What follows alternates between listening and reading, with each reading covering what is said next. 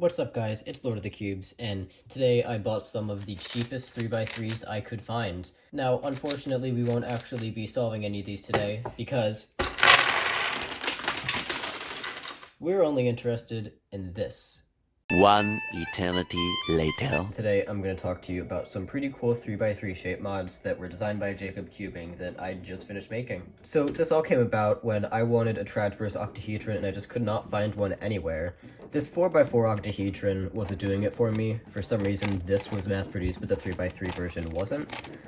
Because you could do this, which is weird. This newly re-stickered corner-turning Octahedron also wasn't quite doing it, because it was missing the movable centers and it had these tips. So I thought, fine, I'll do it myself. And here's the finished product.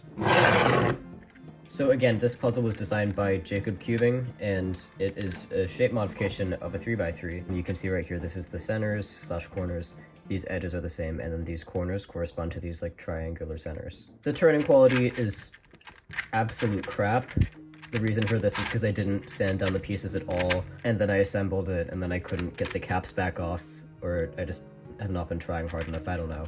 It's okay, it's functional. Anyway, it's great to have this in my collection because I've been missing it for such a long time. And now I have all three deltahedroplatonic solids in corner-turning twisty puzzle form. The octahedron, the tetrahedron, and of course the icosahedron. This looks really out of place. I think I might get a flat-faced Jing pyramid soon. Anyway, so yeah, there are two things about this puzzle that I'm unhappy with. One of them is the turning quality, which is entirely my fault. The other thing is the fact that this uses tiles and not stickers, which made it super tedious to put together. I know that's really just like a personal preference thing. I know Jacob prefers tiles, so oh well. And then I saw that Jacob Cubing also made another 3x3 shape mod that I wanted to try out as well. So here is the 3x3 Cuboctahedron. So here it is. This is the color scheme I went with: purple opposite to pink, light blue and light green, dark gray and light gray, and maroon and brown. I like that it looks like a Cuboctahedron version of a cube. It's pretty cool. And as you can see, the turning is much better on this one. I didn't sand down this one either, it's just better for some reason. I also put some D&M 37 in here, which I don't know why I'm opening it up, you can't see it.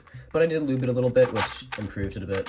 Now I did need to buy more colors of filament so I could have a 14 color puzzle, because again, tiles! And then I dedicated like an entire afternoon to printing this on and off.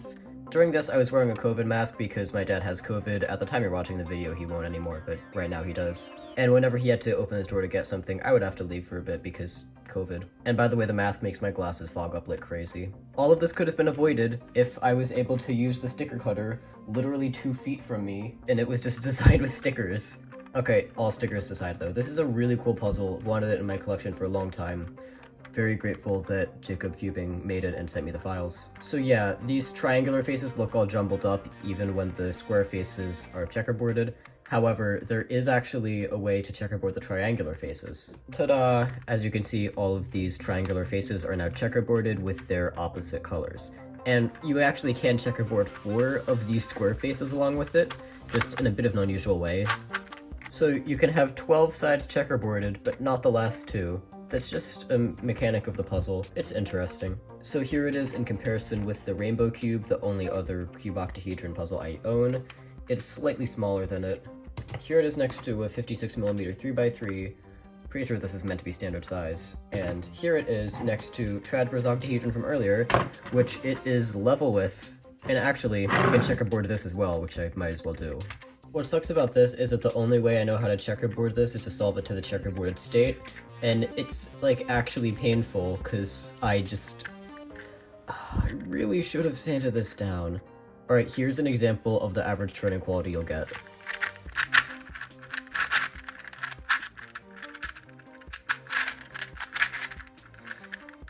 Alright, now we need to get this edge into here, so let's just do something like this.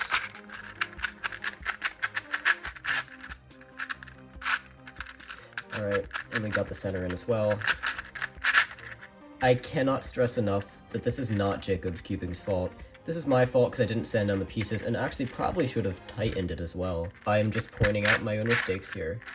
Nothing more to it. Get back down. Finally did it, okay. But since these are 3x3 shape mods, how do they compare in difficulty to an actual 3x3? Well, the 3x3 out of these 3 puzzles is actually the hardest one. On the octahedron, the corner orientation doesn't matter, but center orientation does. However, center orientation is a lot easier to control, so that comes in second. And on the cuboctahedron, the only piece type that actually has orientation is these edges here. So that's actually the easiest out of the three. Despite increasing in number of faces, it actually decreases in difficulty. Thank you so much for watching this video, and make sure to check out Jacob Cubing's channel as well, because he's doing some really amazing designs. He actually made a fully functional proportional 7x7 and 8x8, also working on some 14-sided puzzles, and who knows what is next to come. And on that note, this is Lord of the Cubes, signing off.